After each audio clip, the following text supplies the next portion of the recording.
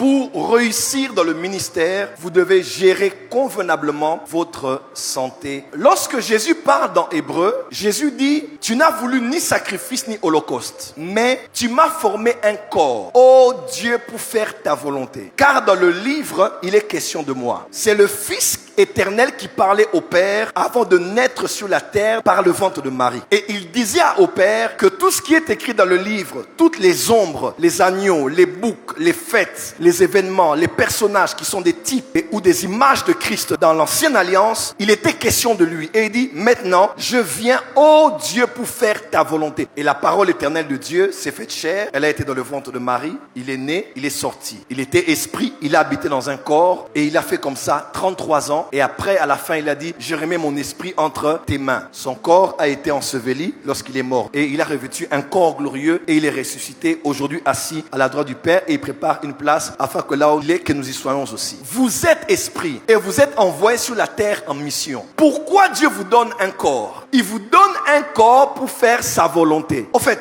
il y a une volonté attachée à vous. Cette volonté s'appelle la vision, la mission, le but, la vocation. En tant qu'esprit, pour accomplir ça sur la terre, dans le plan de Dieu, les cieux sont à l'éternel, mais la terre, il les a donnés aux fils des hommes. À vrai dire, les esprits ne sont pas les bienvenus sur la terre. Voilà pourquoi ils ne font que errer ça et là. Et ils ont besoin d'habiter dans une maison. Parce que le domaine de la terre est le domaine de l'homme, de Adam. C'est le domaine de ceux qui ont des corps. Voilà pourquoi tout esprit qui fonctionne sans un corps est illégal. Les esprits ont besoin d'un corps pour fonctionner. Voilà pourquoi Dieu devait être fils de l'homme pour sauver les hommes. Parce que l'invisible a besoin du visible pour toucher les visibles. En fait, le corps que tu as, ce n'est pas pour t'habiller, ce n'est pas pour manger, ce n'est pas pour dormir, ce n'est pas pour te parfumer. Le corps que tu as là, c'est l'enveloppe charnelle qu'on a donnée à ton esprit pour que tu accomplisses dans les années qu'on t'a donné la volonté de Dieu pour toi dans ta génération. Ainsi, lorsque ce corps meurt avant le temps de la fin de ta mission, tu peux échouer ta mission. Posez-vous un peu la question. Pourquoi dans la plupart des prophéties qu'on reçoit, c'est toujours l'esprit de mort? Pourquoi Dieu a donné à beaucoup de gens les dons de guérison? La guérison vient d'abord par l'imposition des mains. Marc 16. La guérison vient aussi par la prière de la foi. Jacques chapitre 5. La guérison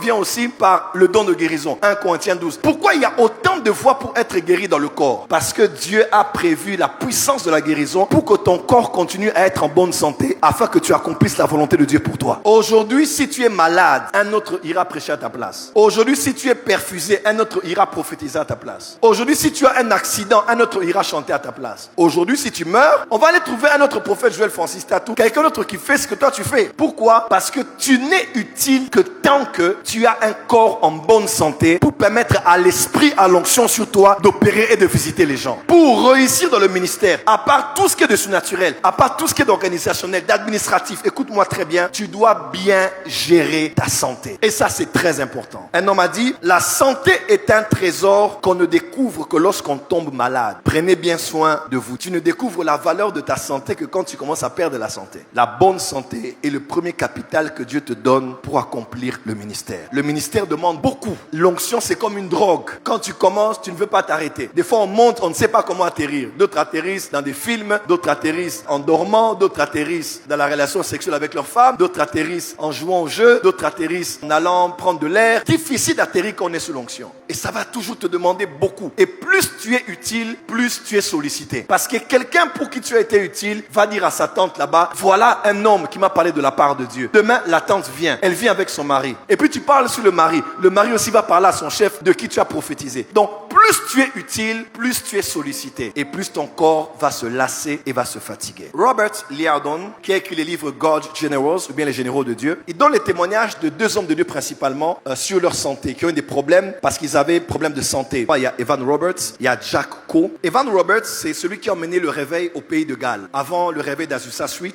toute cette partie de l'Europe avait été touchée et il avait une révélation, très jeune qu'il était, qu'il allait toucher 100 000 âmes qui allaient être sauvées par son ministère. Il a commencé à prêcher le réveil et tomber au pays de Galles. Les prisons étaient vides. Les places de marché fermaient tôt parce que tout le monde allait prier. Il y avait un réveil qui avait touché cette région de l'Europe pendant plusieurs années. Il prêchait tout le le temps, il travaillait, il prêchait, jusqu'à ce qu'il est tombé en dépression et il était fatigué. Et Satan a choisi seulement le moment là. Satan l'a envoyé une femme qui s'appelait Jessie Penn Lewis. C'est une femme connue dans les milieux théologiques des années 1900. Cette femme est venue parler à Evan Roberts. Elle a dit, Evan, tu dois te reposer. Elle a pris Evan Roberts, elle l'a emmené en Angleterre. Evan Roberts a passé des années là-bas. Pendant que le réveil continuait à enflammer le pays des Galles, les miracles se faisaient. Lui, l'acteur principal, avait été amené à côté parce qu'il était fatigué. Il était tombé en dépression, blackout. Il était des réunions qui passaient des heures et des heures, l'onction, l'esprit, les prédications, les miracles, les paroles de connaissance. Il était fatigué. Et cette femme a commencé à lui prêcher des fausses doctrines. Premièrement, le brisement. Quand Dieu fait que tu sois très connu comme ça, tu dois être brisé. Parce que les gens te voient trop. Tu dois voir Jésus. Vous voyez un peu ce message-là? Elle prêchait sur la croix, mais de manière extrême. Evan Roberts est resté là, fatigué, comme un légume, pendant des années au niveau de l'Angleterre. Jusqu'à un jour, même la famille d'Evan Roberts, allez voir Evan Roberts, elle refusait même de recevoir la famille d'Evan Roberts. Et dans le milieu charismatique, quand on parle de cette histoire, on parle typiquement de l'esprit de Jézabel. Satan, au moment, avait utilisé cette femme pour bloquer cet homme dans des fausses doctrines, de brisement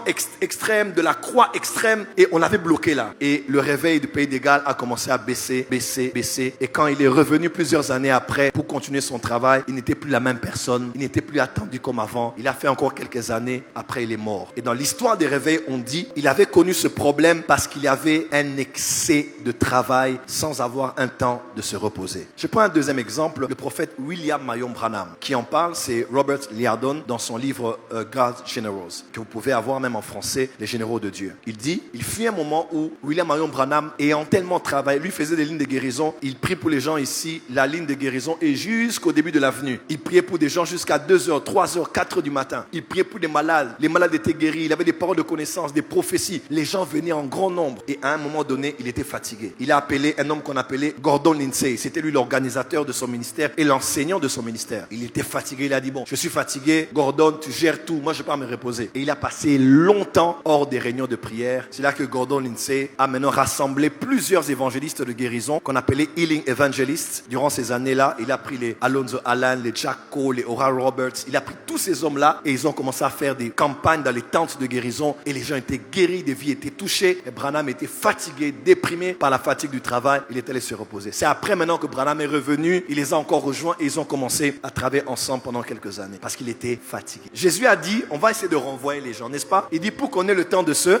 reposer. Je suis souvent avec les pères, les aînés. J'ai déjà été avec nos pères, même ici à Kinshasa, en parlant avec des pères dans des réunions un peu où les pères se lâchent. À la fin, quand on demande de boire du coca ou du Fanta ou du... Plus d'une fois, j'ai vu des pères dire, jeune homme, toi tu bois ça? Il dit, ce n'est pas bien, ça va te tuer. Toi tu manges ça? Ce n'est pas bien, ça va te faire du mal. Et quand ils ont commencé à me raconter, eux, à l'époque des réveils par exemple, des réveils des cités Bethel, de tous les réveils là, Maman Oulang, ils faisaient les retraites de fois des 7 jours à sec. Et pour rompre le jeûne, on rompait le jeûne avec du foufou. Talabadi foufou. Des boules de foufou. Des morceaux de poulet. Avec du coca, avec du Fanta. Sans savoir qu'on ne rompt pas le jeûne de cette manière-là. On y va doucement pour rompre le jeûne. Des fois, c'est eux-mêmes qui devaient modérer, prêcher. Et avec son ami, il fait l'interprète. Après, il prie pour les malades. Ils reçoivent les gens jusqu'à 1h, jusqu'à 2h. Et quand l'esprit descend là-bas, ils font la prière avec les intercesseurs pour un cas de délivrance jusqu'à 8h. Le temps de dormir un peu. Les gens sont déjà devant la porte en train d'attendre la prière. Et ainsi de suite, fatigués, déprimés. Et plusieurs ont connu des divorces. Et plusieurs ont eu des problèmes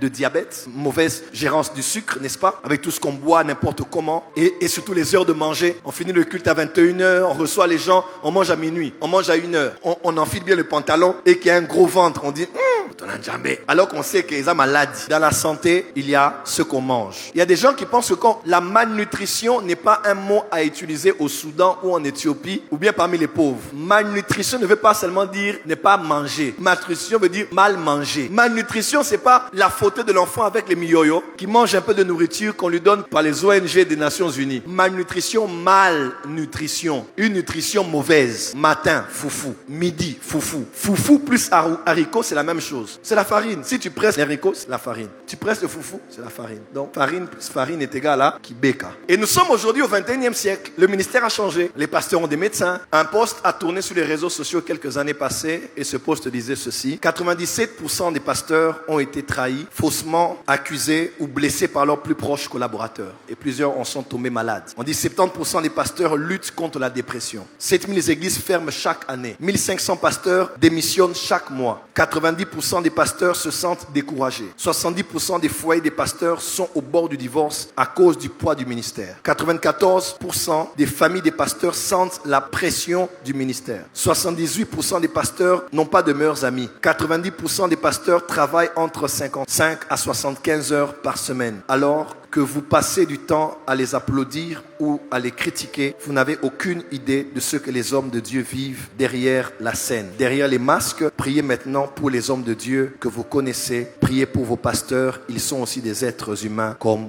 vous. C'est de mon frère, prophète Jean-Marie Domoro. Le travail d'homme de Dieu est un travail très difficile et il faut que les hommes de Dieu se reposent. Aidez les hommes de Dieu aussi à se reposer.